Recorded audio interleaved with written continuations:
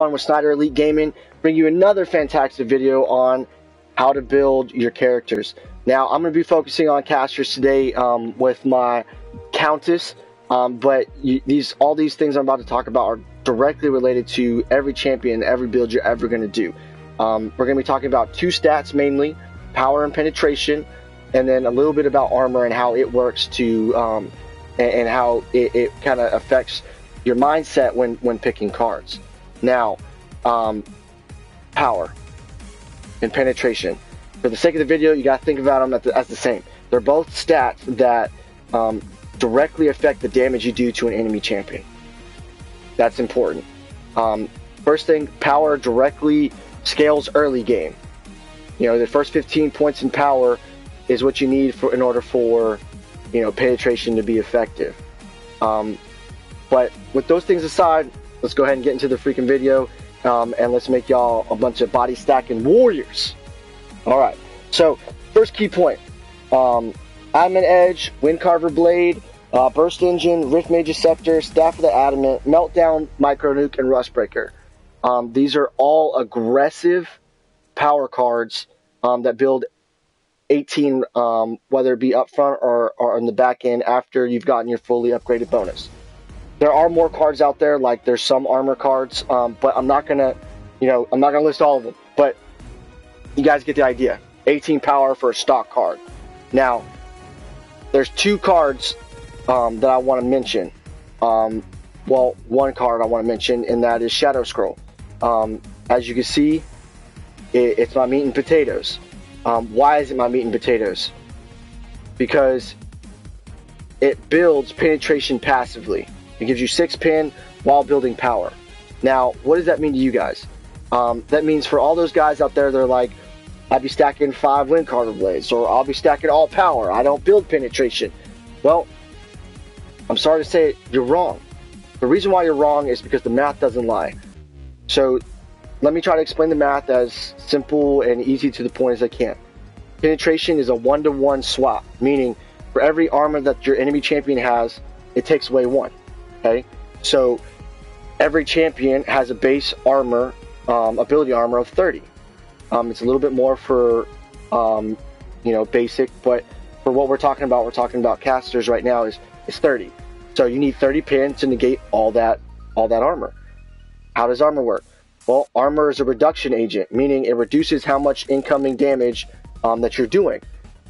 A stock champion reduces roughly 24% of the damage coming in. Where'd I get the math?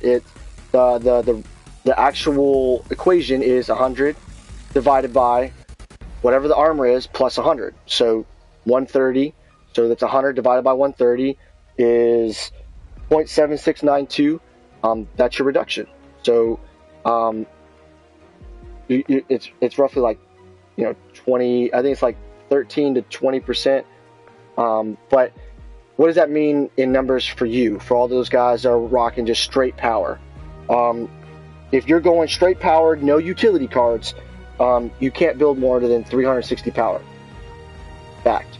Well, with that being said, that's 6 cards, 10 points in each card. With the reduction is 86.4. It equals 273.6. Okay.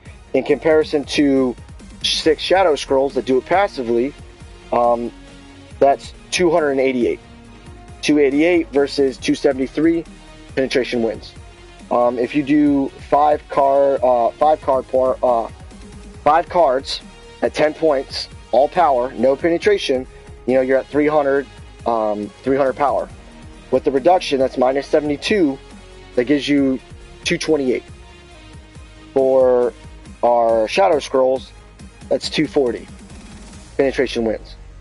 Now, with 5 cards and 11 points in it, okay, leaving you only 5 points for your utility, the all power is at 330 power.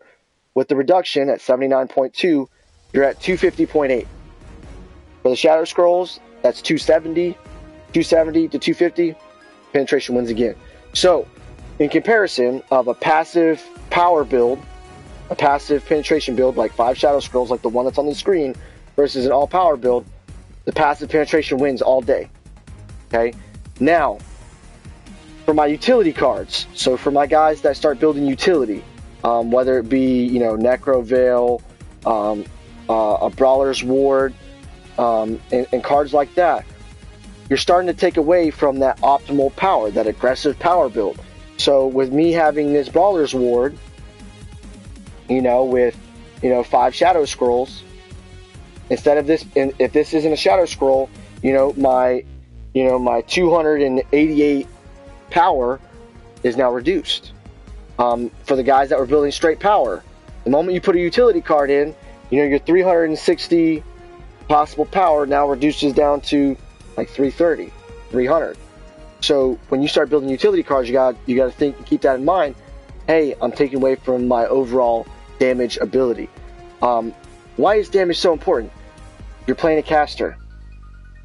Your whole kit is based around how much damage you can do in the shortest amount of time.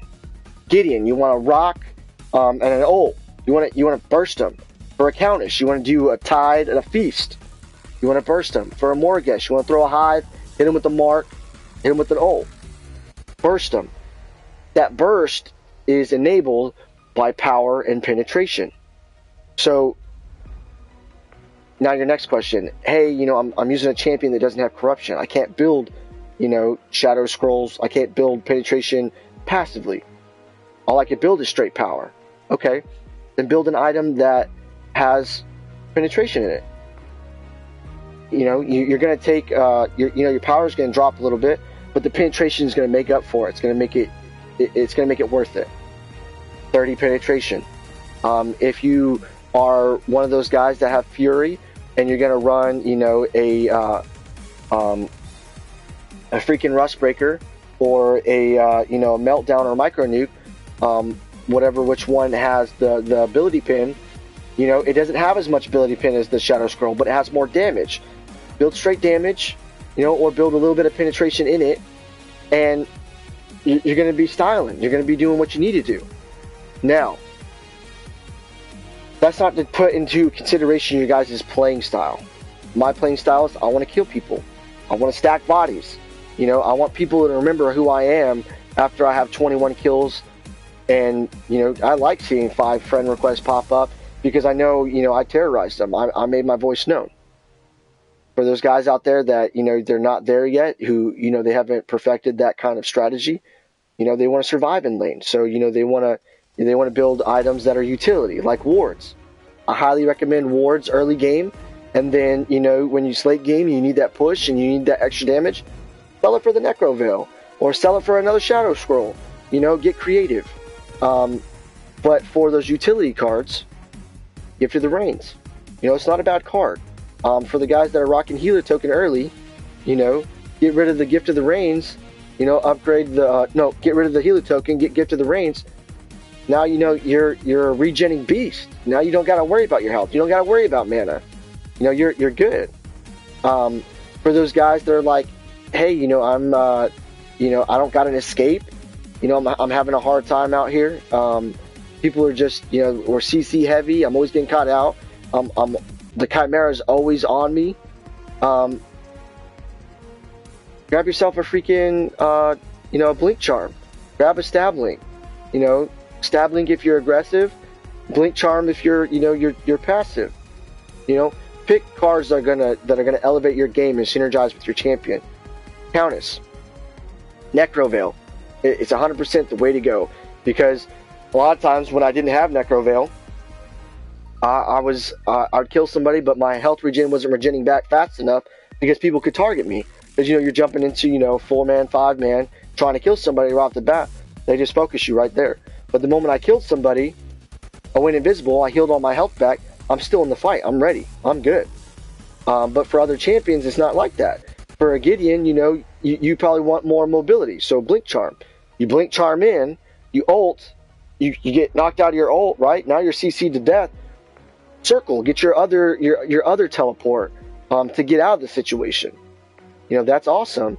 If you're a Morgesh, you know, and you have that tick damage off that Hive, Tick Blood is awesome. You know, with ability hits, you know, you're reducing the enemy's freaking health regen. So that means for those guys that have the healer tokens, worthless. For the guys who are building lifesteal, worthless. It's an awesome card. Throw it on a Fae and just see what happens. Just to be able to affect other people's stats. You know, it's good to have utility cards. But you need to understand, like, when you start building Thick Blood and a Ward, you know, are you really going to be able to, or how many people are you going to let go because you're not doing enough damage? That's what I wanted to bring. That's what this whole video is about. People are building a lot of utility cards. They're not building enough penetration. They're being crazy with their builds. It's easy. It's simple. Build penetration to 30. Build all power. 1 utility card. If you know, wards, probably the most, you know, you're going to get the most value early game. Necroveil, mid game to late game. Thick Blood, mid game to late game. So don't be afraid to get rid of your ward and grab another utility card. Hunter's Guile, Aurora, put that on her. Remove the debuff. Now her ult does nothing. Sorry, Aurora, almost got me. So those are the things that I wanted to bring up in today's video, to reiterate power versus penetration and armor, the differences between all power and penetration, building penetration passively. I hope this helped you guys out. I hope that you guys got something out of this video and that it was something that you could directly apply to your decks.